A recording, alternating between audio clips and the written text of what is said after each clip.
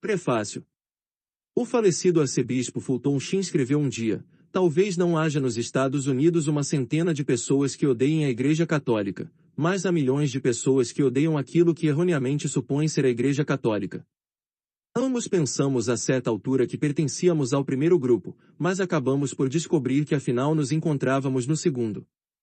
Mas, quando percebemos a diferença, e onde nos encontrávamos realmente, foi se tornando cada vez mais evidente que não pertencíamos a nenhum dos dois.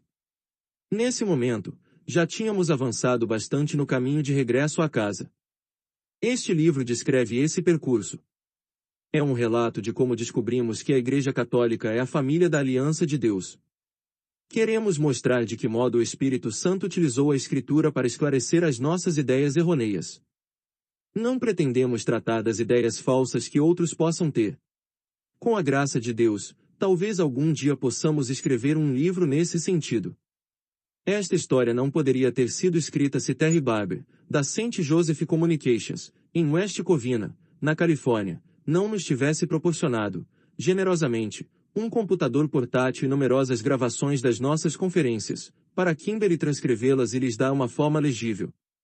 A isto deve-se acrescentar que Kimberly fez todo o trabalho, com 4 crianças à sua volta, no andar de cima, enquanto Scott refugiava-se numa tranquila zona do subsolo, trabalhando na conclusão da tese de doutorado, Laços de Família por Aliança.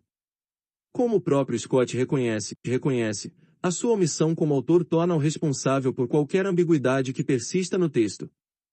G. K. Chesterton disse uma vez: se realmente vale a pena fazer alguma coisa, vale a pena fazê-la a todo custo. Isto explica por que razão quisemos correr o risco e ter a consolação de partilhar em papel impresso o nosso percurso, neste momento tão atarefado das nossas vidas. Scott e Kimberly Hahn. 29 de junho de 1993. Festa de São Pedro e São Paulo. Introdução. Agradecemos a Deus pela graça da nossa conversão a Jesus Cristo e à Igreja Católica por ele fundada, porque só pela assombrosa graça de Deus podemos encontrar o caminho de regresso à casa. Eu, Scott, dou graças a Deus pela Kimberly, a segunda graça mais assombrosa da minha vida. O Senhor a colocou ao meu lado para me revelar a realidade da sua família de aliança, e enquanto eu ficava extasiado com a teoria, Kimberly punha em prática, servindo, cheia de alegria, de canal para as terceiras graças de Deus mais assombrosas da minha vida, Michael, Gabriel, Hannah e Jeremiah. O Senhor serviu-se de todas estas graças para ajudar este inepto detetive bíblico, o Tenente Colombo, da teologia, a solucionar o caso do catolicismo, e voltar a casa. O percurso começou de fato como uma história de detetives, mas converteu-se rapidamente numa espécie de história de terror, para terminar finalmente num grande romance, quando Cristo retirou o véu da sua esposa, a Igreja. A propósito, será útil ao leitor ter presente estes 3 tipos de histórias à medida que for lendo. Eu, Kimberly, dou graças a Deus pelo meu amado esposo, Scott. Levou a sério a chamada do Senhor para nutrir-me com a palavra de Deus e amar-me pela graça de Deus, F5, 29. Preparou o caminho para que a nossa família fosse recebida na igreja, entregando a sua vida à educação, sonhos, carreira por nós, porque queria seguir Cristo sem se importar com o preço. Tal como a peregrinação de Scott, também a minha mudou de cor e de tom à medida que avançava, como mudam as estações. Que longe estava eu de imaginar como ia ser longa passagem do verão à primavera. Capítulo 1. Do berço a Cristo. Scott. Sou o mais novo dos 3 filhos de Molly Lou e Fred Hahn. Batizado como presbiteriano, criei-me num lar nominalmente protestante. A religião tinha pouco significado tanto para mim como para minha família, e mais por razões sociais do que por convicções profundas. Recordo a última vez que fui à igreja que a minha família frequentava. O ministro pregava unicamente sobre as suas dúvidas a respeito do nascimento virginal de Jesus e da sua ressurreição corporal. Levantei-me no meio do sermão e saí. Lembro-me de ter pensado, não sei com certeza em que é que acredito, mas pelo menos sou suficientemente honesto para não me levantar e atacar as coisas que se supõe que tenho que ensinar. Também me interroguei, por que é que este homem não deixa pura e simplesmente o seu ministério na igreja presbiteriana e se junta aos que partilham as suas crenças? Mal sabia eu então que acabava de assistir a um presságio do meu próprio futuro. Tudo o que fazia, correto ou incorreto, fazia-o com paixão. Como um adolescente típico, perdi todo o interesse pela igreja e comecei a interessar-me muito pelo mundo. Em consequência, depressa me vi metido em encrencas. Catalogado como delinquente, tive que comparecer ante o tribunal de menores. Confrontado com uma sentença que me condenava a passar um ano num centro de detenção por uma série de acusações, a custo consegui que a alterassem por 6 meses de liberdade condicional. Ao contrário de Dave, o meu melhor amigo, fiquei assustado ao ver onde tinham ido parar as coisas. Sabia que algo tinha que mudar. A minha vida desmoronava-se rapidamente e eu andava à deriva. Dave era indiferente. Sabia que era católico, mas quando se gabou de mentir ao sacerdote na confissão, pensei que já tinha ouvido demais. E falam de hipocrisia. Tudo o que consegui dizer foi: Dave, como me alegra saber que nunca terei que confessar os meus pecados a um padre. Que pouco sabia eu! No primeiro ano do ensino médio, o Senhor pôs no meu caminho um estudante universitário chamado Jack. Era um responsável da Young Life, um movimento fundado para partilhar o evangelho com rapazes difíceis e sem fé, como eu e os meus amigos. Jack chegou a ser um bom amigo, e a nossa relação significou muito para mim. Costumava vir jogar basquete, ficava conosco depois das aulas, e por fim levava-nos a casa no seu carro. Depois de nos conhecermos um pouco melhor, Jack convidou-me para um encontro da Young Life. De forma educada respondi: não, obrigado. Não tinha a menor intenção de assistir a uma reunião de tipo religioso, mesmo que não fosse numa igreja. Jack mencionou então de passagem que certa moça, chamada Kate, iria estar lá. Devia saber que Kate era a jovem que eu estava tentando namorar naquele momento. Disse-lhe então: vou pensar. O Jack continuou então a explicar-me que um dos principais guitarristas de Pittsburgh, um tal de Wall, tocava nas reuniões, e ficava depois para improvisar com algum guitarrista interessado. Naquele ano, como Jack sabia bem, a guitarra tinha se convertido praticamente na minha religião, afastando outras atividades menos úteis. Pelo menos agora, eu tinha uma boa desculpa diante dos meus amigos para ir à reunião da Young Life. E fui. Falei bastante com Kate e depois improvisei com Wall, que era realmente assombroso com a guitarra, ensinou-me inclusive alguns arranjos. Voltei na semana seguinte, e na outra. Todas as semanas, Jack dava uma palestra na qual fazia com que as histórias do Evangelho acerca de Jesus ganhassem vida. Depois desafiava-nos com a mensagem básica do Evangelho: éramos pecadores necessitados de salvação, e Cristo morrera na cruz para pagar pelos nossos pecados. Tínhamos que escolhê-lo como nosso Salvador e Senhor para sermos salvos, não era algo automático. Ouvia-o, mas não ficava muito impressionado. Um mês mais tarde, Jack convidou-me para um retiro. Não, obrigado, tenho outros planos. Então acrescentou que Kate estaria lá durante o fim de semana. Homem astuto. Os meus outros planos podiam esperar. O pregador do retiro apresentou o evangelho de um modo simples, mas ao mesmo tempo motivador. Na primeira noite disse-nos: repare na cruz. E se tiver a tentação de não levar a sério os seus pecados, lance um olhar intenso e demorado para ela. Fez-me dar conta, pela primeira vez, de que foram os meus pecados que cravaram realmente Jesus na cruz. Na noite seguinte interpelou-nos de outro modo. Disse: se você tem a tentação de tratar superficialmente o amor de Deus, olhe de novo para a cruz, porque foi o amor de Deus por você que colocou Cristo na cruz. Até esse momento eu tinha considerado o amor de Deus como algo puramente sentimental. Mas a cruz não tem nada de sentimental. Aquele homem interpelou-nos depois a comprometer-nos com Cristo. Vi um bom grupo de companheiros à minha volta responderem que sim, mas eu me contive. Pensei: não me quero deixar levar pela emoção. Prefiro esperar. Se isto é certo hoje, também o será amanhã, ou daqui a um mês. Deste modo voltei a casa, adiando qualquer decisão de entregar a minha vida a Cristo. No retiro, comprará 2 livros. Uma noite, quase um mês mais tarde, li de uma vez Saiba Por Que Crê, de Paul Little, e vários capítulos de Mero Cristianismo, de C. S. Lewis. Ambos ofereceram respostas a muitas das minhas perguntas acerca da evolução, da existência de Deus, da possibilidade dos milagres, da ressurreição de Jesus e da veracidade das Escrituras. Por volta das 2 da manhã, apaguei a luz, dei meia volta e rezei: Senhor Jesus, sou um pecador. Creio que morreste para me salvar.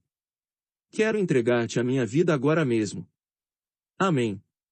Adormeci. Não houve coros angélicos, nem trombetas, nem sequer uma torrente de emoções. Tudo pareceu totalmente irrelevante. Mas de manhã, ao ver os 2 livros, recordei a decisão e a oração da véspera, e soube que alguma coisa tinha mudado. Os meus amigos também notaram a diferença. O meu melhor amigo, Dave, um dos rapazes mais populares do colégio, percebeu que eu já não queria continuar fumando maconha. Chamou-me à parte e me disse: Scott, não se ofenda, mas não queremos que continue andando conosco. Os outros e eu pensamos que você é um informante dos tiras. Olhe, Dave, respondi, você sabe muito bem que eu não sou nenhum espião. Bom, não sabemos o que você é, mas o fato é que mudou, e já não queremos ter nada a ver com você. Boa sorte. E se afastaram. Fiquei atordoado. Apenas um mês depois de me ter comprometido a seguir Cristo, ficava sozinho, sem nenhum amigo no colégio, senti-me atraiçoado. Voltei-me para Deus e disse-lhe: Senhor, eu te dei a minha vida e tu me tiras os meus amigos. Que tipo de tratamento é este? Embora não o pudesse saber nesse momento, Deus pedia-me que sacrificasse algo que se interpunha na minha relação com Ele. Foi um processo duro e lento, mas ao longo dos 2 anos seguintes, desenvolvi amizades sólidas, autênticas e sinceras. Antes de acabar o 2º ano, experimentei o poder transformador da graça de Deus na conversão. Ao longo do ano seguinte senti a ação do Espírito Santo de uma forma pessoal e vivificante. Como consequência, cheguei a sentir uma fome insaciável da Escritura. Apaixonei-me totalmente pela palavra de Deus, guia infalível para a nossa vida de cristãos, e pelo estudo da teologia.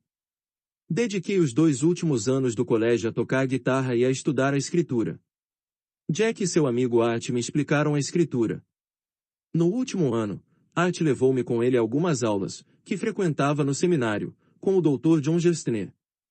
As personagens da história cristã que mais me atraíam e de que o Jack e o Art estavam sempre falando eram os grandes reformadores protestantes, Martinho Lutero e João Calvino. Comecei por estudar o modo como Martinho Lutero redescobriu o Evangelho, separando-se completamente da Igreja Católica, assim pensava eu. Comecei a devorar as suas obras. Em consequência, tornei-me muito enérgico nas minhas convicções anticatólicas. Estava de tal modo convencido que, na aula de inglês da doutora Dengler, decidi fazer o trabalho final do colégio sobre as ideias de Lutero. Isso me levou a assumir a missão de corrigir e libertar os católicos, acorrentados pelo antibíblico legalismo da justificação pelas obras. Lutero convencera-me de que os católicos pensavam que se salvavam pelas obras, embora a Bíblia ensinasse justificação exclusivamente pela fé, ou sola fide. Em certa ocasião, Lutero declarara do púlpito que podia cometer adultério 100 vezes ao dia e que isso não afetaria a sua justificação diante de Deus. Obviamente, era uma figura de retórica, mas impressionou-me, e comentei-a com muitos amigos católicos. Não vale a pena negá-lo, o anticatolicismo pode apresentar-se como algo muito razoável. Se a hóstia que os católicos adoram não é Deus, e eu estava convencido que não era, então é idolatria e blasfêmia o que fazem os católicos ao ajoelharem-se e adorarem a Eucaristia. Estava convencido disso e fazia tudo o que podia para difundi-lo. Mas entendam, este anticatolicismo ardente brotava do zelo por Deus e de um desejo caritativo de ajudar os católicos a serem cristãos. E a verdade é que eram os católicos quem ganhavam de mim na bebida e no falar palavrões antes de eu me tornar cristão, por isso, sabia bem de quanta ajuda precisavam. Naquela época, saía com uma moça católica, e partilhei com ela o que era considerado como a Bíblia do anticatolicismo, um livro que hoje sei que está cheio de descrições enganadoras e de mentiras sobre a igreja, intitulado Roman Catholicism, de Lorraine Boitner. A minha namorada leu e escreveu-me depois uma nota, agradecendo e dizendo que nunca mais voltaria a ir à missa. Posteriormente, distribuí exemplares a muitos outros amigos. Com total boa-fé e idêntica cegueira, dava graças a Deus porque me permitia servi-lo desse modo.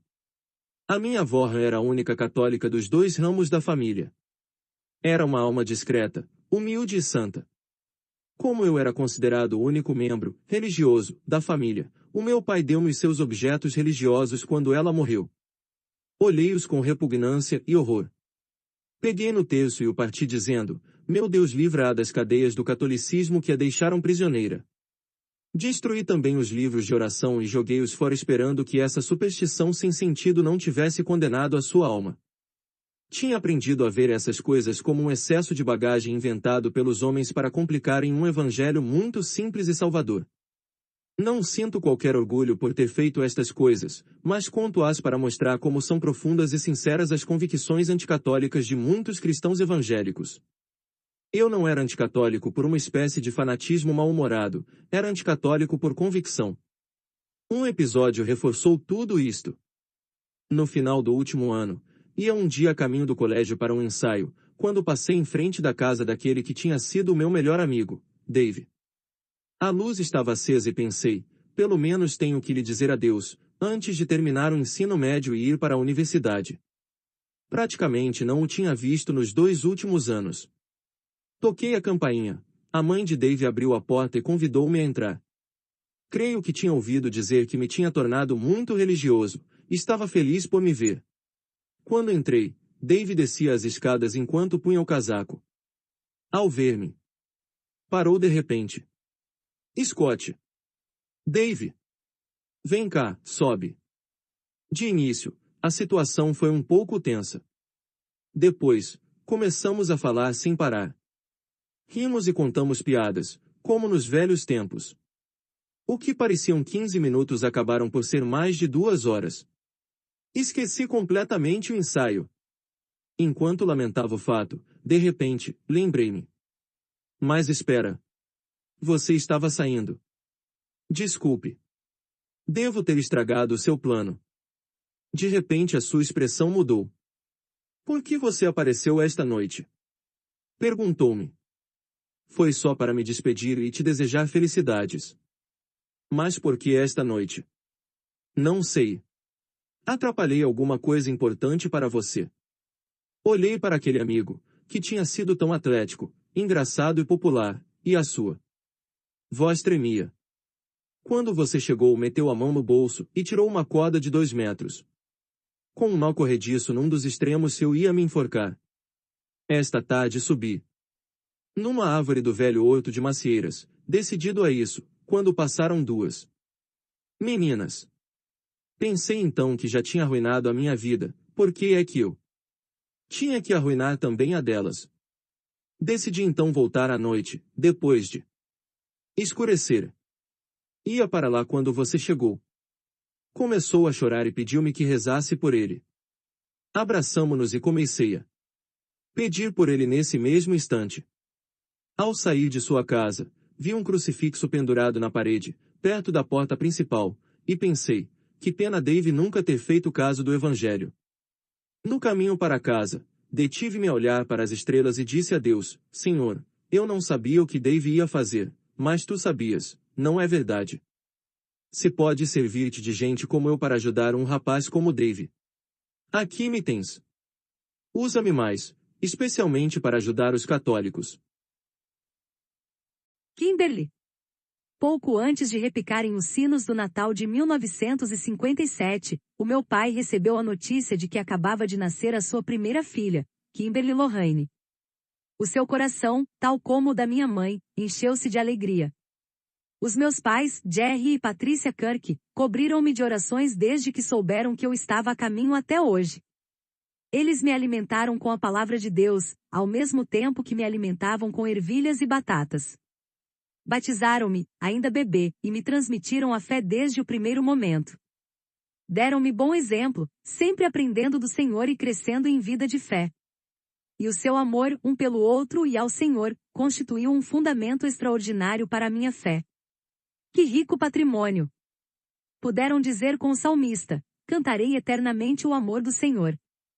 Anunciarei a vossa fidelidade de geração em geração, Sal 89, 1. Porque amava os meus pais, amava o Deus que eles amavam. Porque acreditava nos meus pais, acreditava no Deus em que eles acreditavam, acreditava que ele tinha feito o que eles me diziam que tinha feito. Acreditava que a Bíblia era verdadeira porque eles o diziam. Contudo, há sempre um momento em que cada um tem que decidir se as pretensões de Jesus sobre a sua vida são realmente verdadeiras ou não. Um dia, quando estava no 7º ano, tive também essa oportunidade. Criada numa família solidamente cristã, era uma dessas crianças tipicamente boas que não cometem muitos pecados grandes, exteriores, nem muitos pecados de atitude ou de pensamento. Os pecados de omissão tendiam a ser mais numerosos que os de ação. Mas naquele dia, quando me preparava para ouvir a pregação do Dr. Lloyd Ogilvie, tive consciência de como estava longe de Deus. Ouvi o Evangelho de uma forma que me comoveu o coração. Deus me amava, e queria que eu vivesse com Ele e para Ele, mas os meus pecados me separavam dele, e esses pecados tinham que ser perdoados para estar perto de Deus. Por essa razão, Jesus tinha vindo. Tive consciência da minha própria necessidade.